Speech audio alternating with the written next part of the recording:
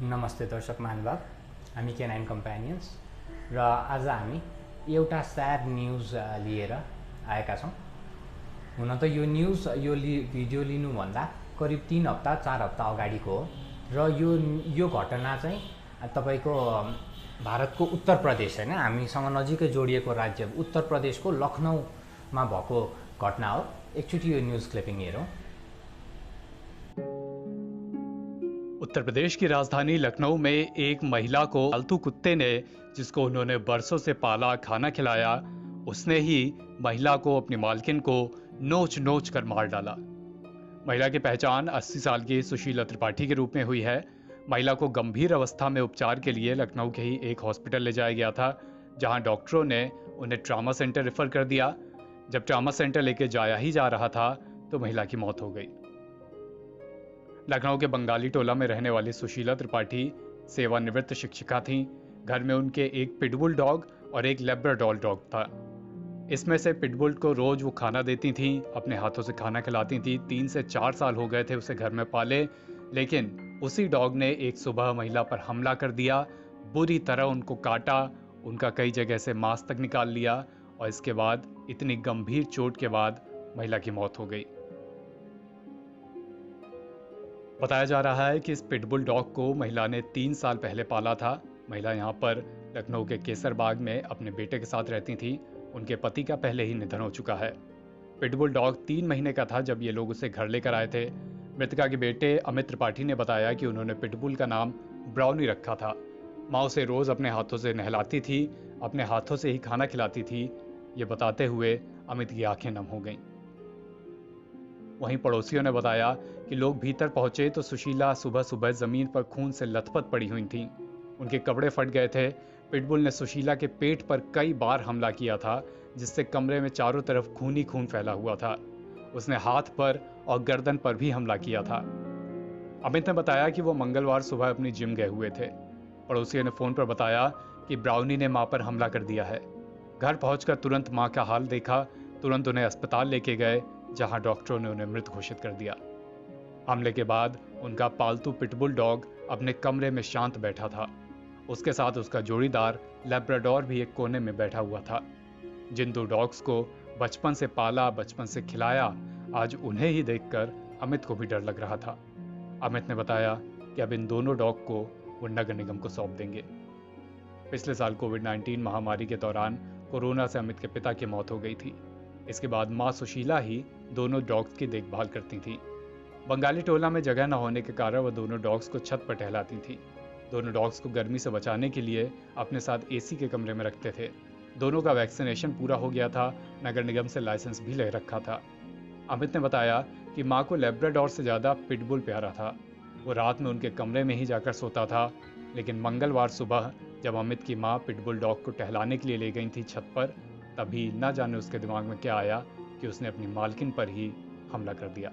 आम sorry, हामीले यो भिडियोबाट हजुरहरूलाई सुसूचित गर्न मात्रै खोजेको हो, आतंकित गर्न खोजेको नभन्ठानिदिनु होला हैन।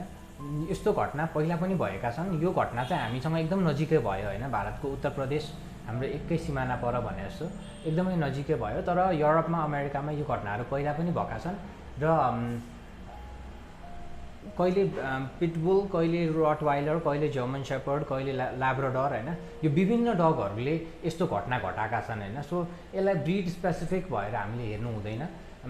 कतिजनाले चाहिँ पिटबुललाई ब्यान गर्नुपर्छ वा सर्टन ब्रिडहरू रटवाइलरलाई ब्यान गर्नुपर्छ हैन, अब डगो अर्जेन्टिनो ब्यान गर्नुपर्छ भनेर कतिवटा ब्रिडहरू कतिवटा सहरहरूमा ब्यान भएको छ। तर हामीलाई के लाग्छ एज ट्रेनर्स भने यो चाहिँ कुनै ब्रिडसँग स्पेसिफिक कुरो होइन, यो चाहिँ ट्रेनिङसँग स्पेसिफिक कुरो हो हैन, ट्रेनिङसँग सम्बन्धित कुरो हो। यदि एउटा डगलाई चाहिँ हामीले बच्चैदेखि बुझेर, उसको माइन्डलाई बुझेर ट्रेन गरेर लगेन भने यस्तो घटना घट्ने चान्सेस एकदमै धेरै हुन्छ हैन। हामीले अरू भिडियोमा नि भन्ने गरेका छौँ, डग्सहरू यिनीहरू टोक्ने खालका जनावर हुन्, यिनीहरू टोक्नलाई नै जन्मिएको जस्तो हुन्छन्। सो यिनीहरूलाई टोक्न र रमाइलो पनि लाग्छ एक किसिमले हैन, मार्नलाई रमाइलो पनि लाग्छ। तपाईँले कुकुरले मुसा मारा हेर्नुभयो भने you can see that the dog is enjoying the kill हैन। मरिसकेपछि नि कुकुरले हल्लाइरहन्छ नि, एकछिन फालिरहन्छ नि। द्याट्स बिकज उनीहरूलाई भित्रैबाट बनाएको छ कि त्यो कुराहरू, उनीहरू इनबिल्ट भएर आएको छ कि, एउटा प्री प्रोग्रामिङ छ कि उनीहरूको ब्रेनमा, जुन बच्चामा हुँदैन अफकोर्स होइन, सानो बच्चामा पनि हुन्छ तर एकदम फिबल हुन्छ भनौँ न होइन, प्रे ड्राइभ भन्छौँ हामी त्यसलाई, प्रे ड्राइभ फिबल हुन्छ तर त्यो बढ्दै जान्छ त्यसको अर्को उपाय छैन। प्रे ड्राइभ कुकुरलाई घटाउँदै जाने वा प्रे ड्राइभ किल गर्दै जान एकदम गाह्रो हुन्छ र एकतिर किल गर्नुभयो अर्कोतिर बढ्छ, अर्कोतिर किल गर्नुभयो अर्कोतिर बढ्छ।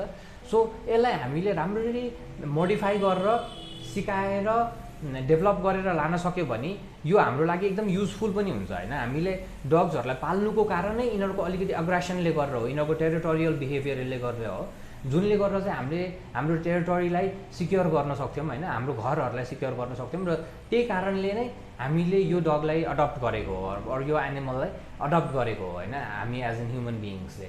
सो अहिले आएर हामीले यही कुरा नबुझ्दाखेरिमा, यही कुरा बिर्सिँदाखेरिमा र यसलाई चाहिँ अर्को ह्युमन बिइङ जस्तै हो भनेर घरमा ल्याएर माया मात्रै गरेर राखेर यो कुकुर ठुलो भएपछि यसले माया गर्न सिक्दैन होइन, it's not necessary.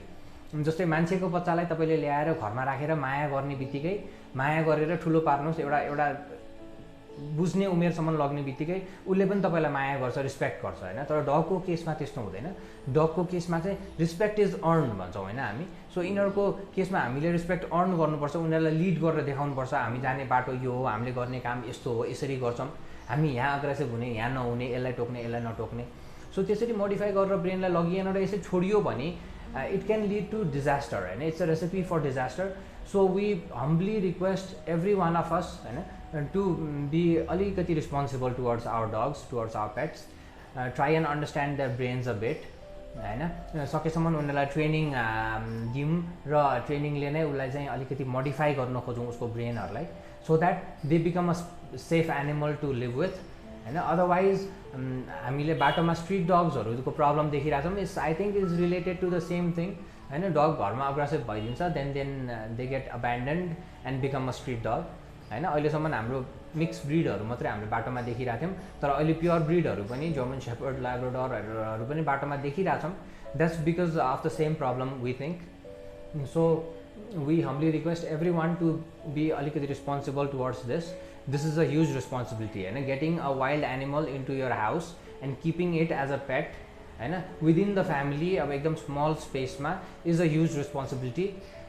So we really hope everyone will understand this and do accordingly. Thank you.